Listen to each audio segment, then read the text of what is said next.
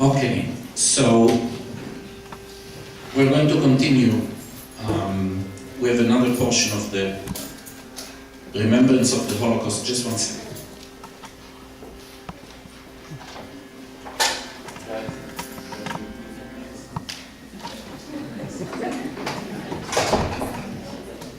Okay, so during this portion you will hear poetry that was created in Terezin,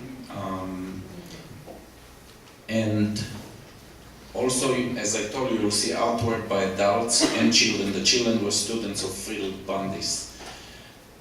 I want to tell you about Ilse Weber. You'll hear one of her poems. In Terezin, by the way, when one was called for a transport and the list was shown, so if it was a family member, the husband or wife or children could join.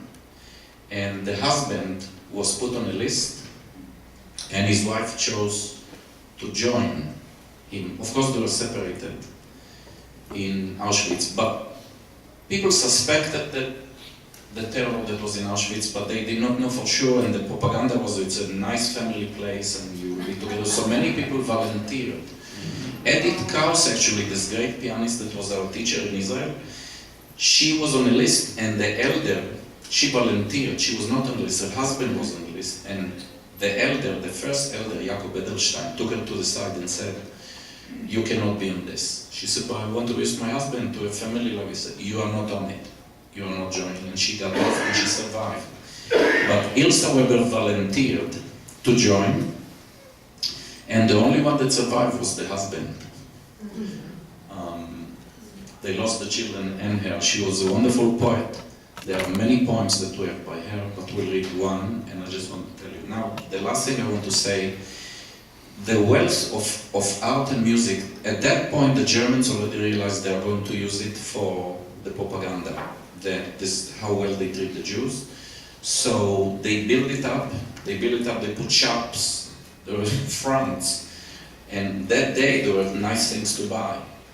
And money, there was money, some special Jewish money that they printed as if people were buying and selling things. There was a sport event. I have videos, but I don't think with time. You can see, we have that visit of the Red Cross. We have things that were produced. And also a performance of a children's opera, Bundibar, by Hans Krasser, which we do a song from later. And they brought children, you know, for the visit of the Red Cross, the children were too emaciated. So they sent more to Auschwitz. They brought new children from Prague, and they were the audience and some of the performers, and you see them laugh and have a good time.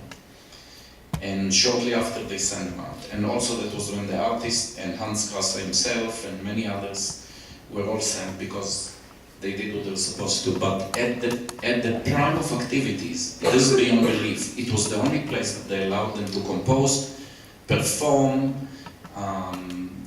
It was very well organized. There were four orchestras in there. There was a jazz ensemble. There were opera performances of major operas. And chamber music a lot. There were people that were preparing when we will be free, we'll go to compete and build a career. There were some incredible musicians in there. And that's why we have the wealth of the artwork. So now you will see, you will hear the poetry and you will see some of the drawings. One thing I want you to see that's interesting, you will see the cafe. They built a cafe. A nice coffee shop, of course, to hear music and to enjoy yourself. So the first one is drawn by Jos Pier, who was a Dutch painter, and he was wonderful too, and he really made it look like the Germans wanted. Then you'll see one by Haas, I think, and the last one by Frita, and you see three renditions of the cafe. The third one by Frita is really how things were. Also you see what they call the prominents, the elders and some of the people who were musicians, that were some of the best musicians and were always practicing preparing those concerts, did not need to go to work, and they could sometimes bring the wife or the husband to be with them, so they were called the Prominenten in German. And you'll see a drawing about that also by Frida. So they are not in a particular order, but it's an interesting experience. And at the end you'll see the drawing of the children. So here's the poetry and the drawings.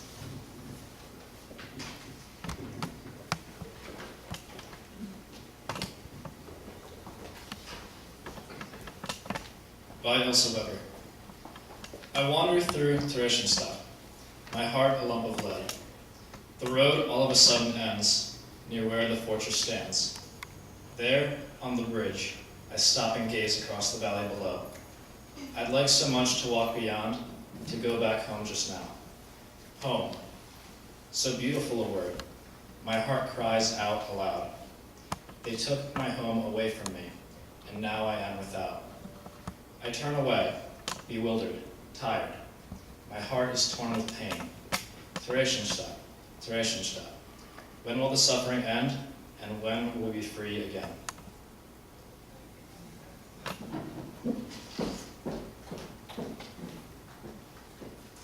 The Butterfly by young boy Pavel Friedman.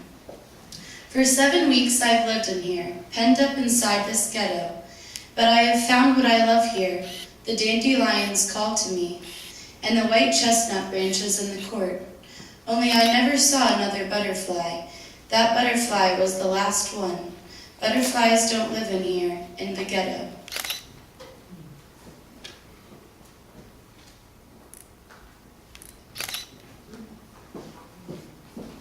I'm lying here, sick in bed, on wooden boards to hold me.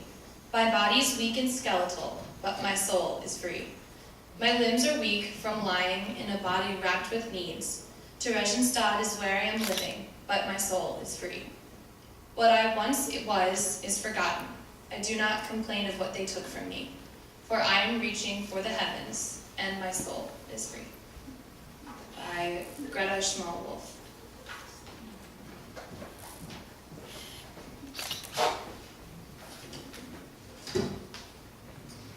Dying by Greta Schmalwolf. Dying means nothing here, in these sad and gloomy rooms. One stretch and you are free from hunger, hate, and hopes and dreams. Nobody weeps, nobody prays. There is neither touching nor mourning, just like a leaf that falls from its branch. Death has here no meaning. Neighbors look with quiet calm on the corpse with its doll-like wrapping. Another death, so what? And stolidly keep on eating. They think, good for him. Keep slicing in case they miss a crumb. Then the stretcher comes. That's what dying means in these sad and gloomy rooms. Night by Elie Wiesel. Never shall I forget that night, the first night in camp which has turned my life into one long night, 7 times cursed and 7 times sealed. Never shall I forget that smoke. Never shall I forget the little faces of the children, whose bodies I saw turned into wreaths of smoke beneath a silent blue sky. Never shall I forget those flames which consumed my faith forever. Never shall I forget that nocturnal silence which deprived me for all eternity of the desire to live. Never shall I forget those moments which murdered my God and my soul and turned my dreams to dust. Never shall I forget these things, even if I am condemned to live as long as God himself. Never. This evening I walked along the street of death. On one wagon, they were taking the dead away. Why so many marches have been drummed here? Why so many soldiers? Then, a week after the end, everything will be empty here.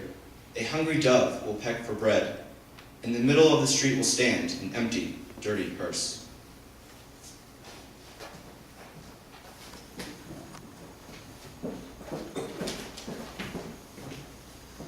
At night. At night to wake up and with darkened houses wander through the streets, to watch an old man exchange his crutches for a ladder to heaven, to unmask backgrounds and with the moon spectator carry on whispered conversations. The day is past and gone. Silence appeases the cry. The pain content has turned pale. By Ilse Blumenthal Weiss.